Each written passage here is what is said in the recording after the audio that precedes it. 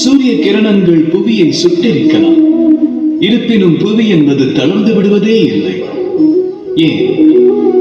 காரிருள் நிறைந்த இரவில் கருவிழிக்கு ஏதும் புலப்படாவிடனும் அதில் மனிதன் உறுதியோடு வாழ்கிறான். ஏன்? நாற்புறமும் தீமைகளை கண்ட பிறகும் மனித வர்க்கம் இந்த புவியில் நிலைத்து வாழ்வதே. அனைத்திற்கும் விடை ஒன்றே, நம்பிக்கை. ஆதவன் அனலை பொழிந்தாலும் கார்முகில் மழையை தரும் என புவி நம்புகிறது. ஆகையால் புவியும் தளர்ந்து விடுவதில்லை. காரிருள் விலகி கண்டிப்பாக விடியல் தோன்றும் என்ற நம்பிக்கை மனிதன் மனதில் நிறைந்துள்ளது. இப்புவியில் பாவங்கள் எல்லை கடக்கும் வேளையில் நான் தோன்றுவேன்.